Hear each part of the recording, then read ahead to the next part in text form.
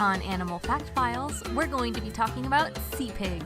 If you like learning facts about animals, then subscribe to this channel so you can stay up to date on all the new content. Sea pigs are a kind of sea cucumber that belong to the genus Scotoplanes.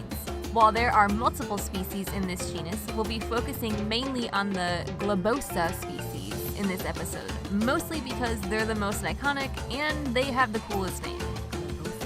These plump pink creatures live in the depths of the ocean, and together with the other deep-sea dwelling sea cucumbers make up upwards of 95% of the total weight of animals on the seafloor. That's a lot of piggies. Overall, not much is known about sea pigs because they're not exactly easy to study. For one, they're extremely fragile, and since one of the only ways to get them up from the bottom of the ocean is by trawling them with a net, a lot of specimens will just end up kind of disintegrated when they're caught.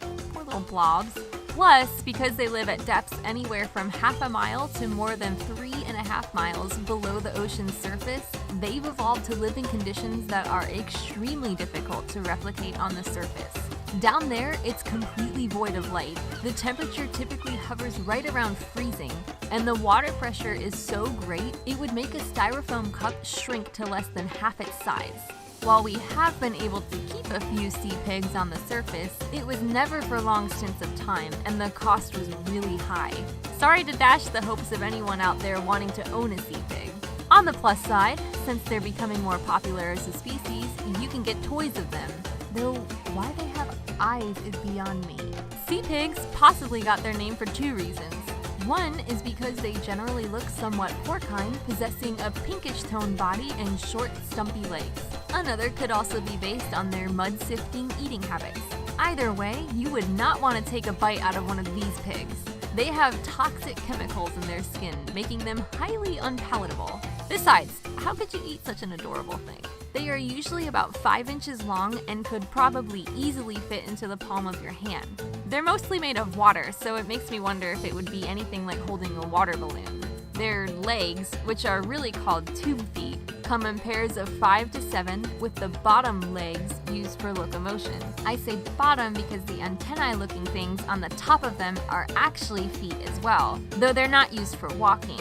It's believed that these are used as a sensory organ, like a nose, that aids in finding food that's less than 100 days old, since they prefer it fresh. And what they eat, you might find kind of gross. Marine snow is an amalgamation of plankton debris, dead animal particles, and poop.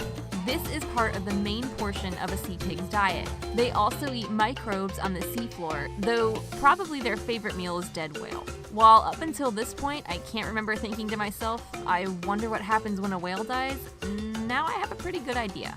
Something that's pretty cool is that when sea pigs find a large deposit of food, such as a whale carcass, they will gather in droves to that spot. I'm talking like hundreds of sea pigs all in one spot. And when they do that, it's been observed that they will all face in the same direction. They do this so that they're facing the prevailing current, thus giving them more opportunity to detect the best spot for food. Though I feel like this could be the premise for some alien cult movie or something. Sea pig dietary habits are actually pretty important. They've been described as the earthworms of the sea, and if you want to know more about what that statement means, we have a video for that.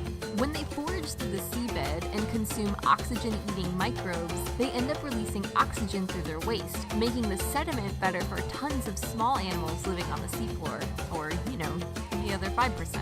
Unlike some other sea cucumbers, they don't have fish who frequently like to live in their butts, nor do they expel all of their organs as a defense mechanism for predators. Though we'll have to get back to that in another episode. In reality, we're not completely sure if sea pigs even have predators, though we do know that they are hosts to parasites, one being a snail that burrows into their body and feeds on them internally, and a tiny crustacean that bores holes into them and eats their organs. Nope, just nope. Sadly, we also don't have much information on how they reproduce or even how long they can live. Though I guess that means, for now, we can pretend they're all thousands of years old and planning their world invasion. Or, how to eat a shark. For more facts on sea pigs, you can check out the links in the description. Let us know in the comments what animal you'd like to learn about next. As always, thank you for watching, and be sure to give a thumbs up.